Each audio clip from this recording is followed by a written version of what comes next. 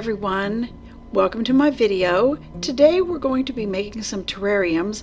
I recently went on a shopping spree on a warm day here in late winter and got several plants, and I am going to plant them up in some glass terrariums that I've got here around the house.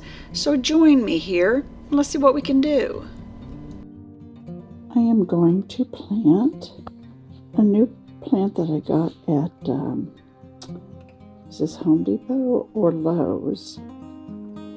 I forget which, but it is the Cream Illusion Arrowhead plant, Syngonium podophyllum, and I am going to put it in a terrarium, an open terrarium.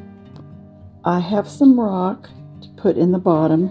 Now this will just be for decorative purposes. I don't believe that you need rock drainage. That's just my personal opinion. I'm going to use some activated charcoal to keep it sweetened. And then this is my container. Kind of a large, I don't know, that's about 10, maybe 12 inches tall. And I realize it's going to outgrow that pretty quickly. But for today, I'll have a pretty planted houseplant. It'll go on my new shelving with new lights that I have prepared. Now, as I mentioned in the post, I'm going to use a layering effect. I'm mixing up my soil just like I normally would. I usually put some poultry grit in the soil to make sure it drains well. Even in a terrarium, I want to make sure I have well-draining soil, so I'm mixing that in. And then I'll also adding a sprinkle, maybe a quarter teaspoon or so to a half teaspoon, and I probably have about 2 to 3 cups of soil that I'm putting in the bottom of that planter. And the cinnamon is an antifungal that you can use just as a non-chemical type thing to put in your soil to kind of combat any fungus that might try to grow in the terrarium. That's what I use, and I use that in a lot of my planters. They say it helps combat the gnats too, and knock wood, at this point I don't have any problem. But this is my tall glass jar that I'm going to use, and I'm just going to put a layer of rock at the bottom. In this first terrarium, I'm going to try the false bottom type method for this terrarium. I'll put a layer of these smooth river stones at the bottom. I'm not putting too many, just a small layer to form, I don't know, they say a catch basin for extra water. And then I'm putting a little bit of the activated charcoal in. I think I actually ended up putting 2 capfuls in there, along with some in the soil too. And then I put some screen that I used to cover drainage holes. I set the terrarium down on the screen, and I cut a little square that would kind of match the shape of the bottom there, so that I can put a barrier so the soil supposedly won't go down into the rocks. It'll just create that barrier. Now, as you know, I've written in a few of my posts that I don't feel that you need those barriers and you don't need that false bottom, but I just thought I would try it in 3 different terrariums and see, how it affected the growth of the plants and their overall health. Now we have everything prepared.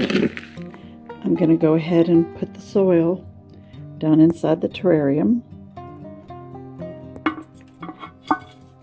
There we go. And let's say a little bit more. All that.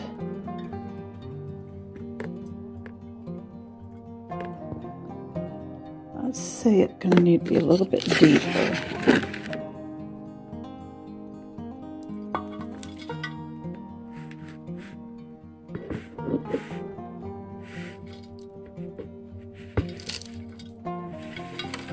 Oh, a little bit messy. That's the way it's going to be when you're going to film.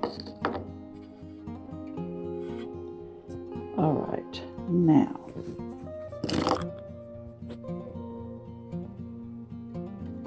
Okay, let's get the plant fitted down into there.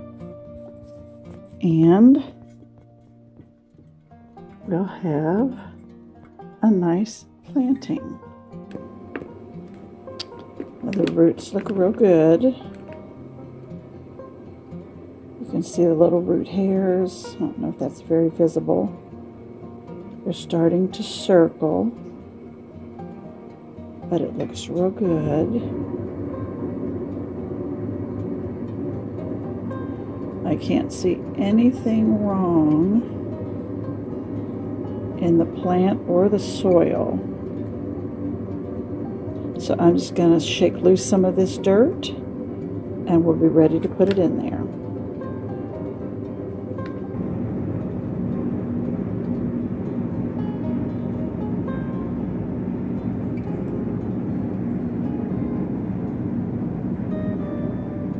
And here's our finished product.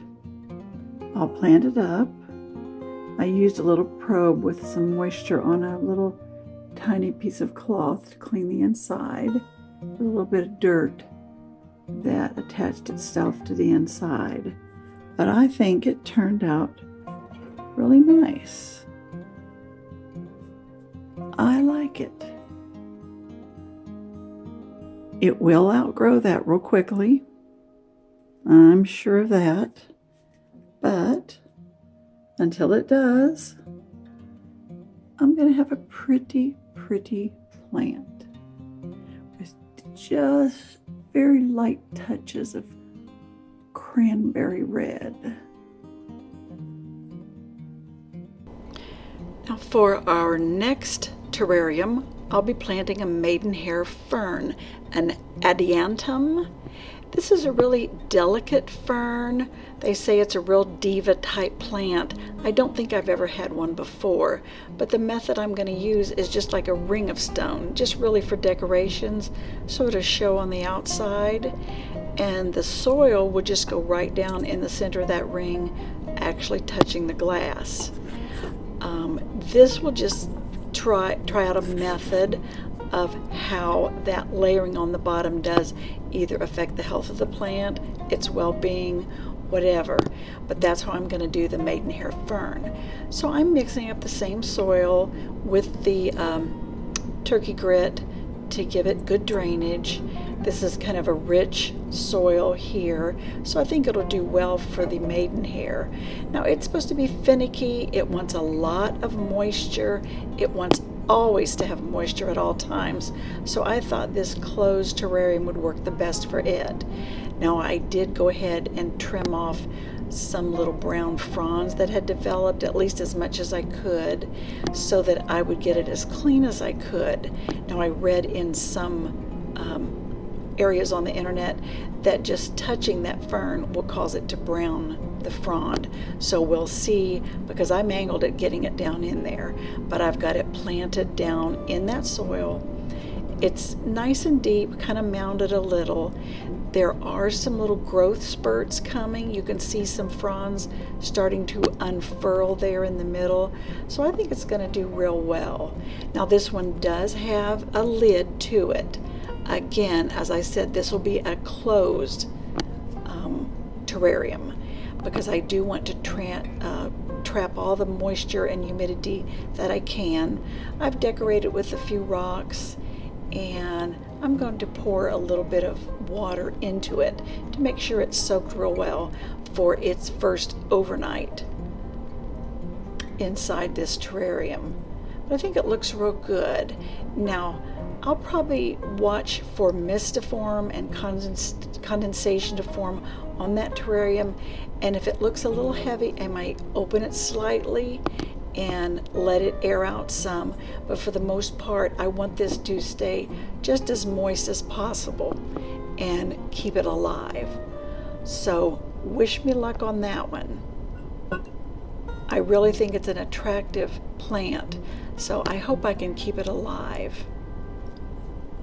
I'll keep it on the top nearest the light, and so it'll get a lot of light, but no drafts should touch it.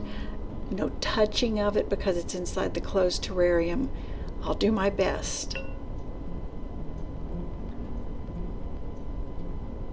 This should work out just fine. But again, that's my second method. Just the ring of decorative stones under the ground. Now I'm going to do one more, and this soil will just be directly on the glass. I'm not putting any stone in it at all. I've got this kind of straight up the side glass, and I am going to plant in this one let's see, what is the plant? Let me look at its, now this one will be the Fittonia. This Fittonia, I think it's called nerve plant too. The variety says White Anne, and I'm going to put that in here. It seems to take a lot of moisture, but this is going to be an open terrarium. And again, I just have the soil put right in there in the glass, and that's how it is to be planted. So basically I have three methods. Now this one has real good healthy roots, no black or brown roots, anything. It's not even getting pot bound yet. So it looks real good, real healthy. And I'll bury it in the soil. And I think it's going to be a really, really pretty plant. I love that, I don't know, almost lacy or spiderweb-like pattern. That's a real attractive plant. I've got this kind of a pretty rock I'm going to put in it. I'm going to have to handle this very carefully to make sure I don't rock that terrarium and knock it over and crack the sides.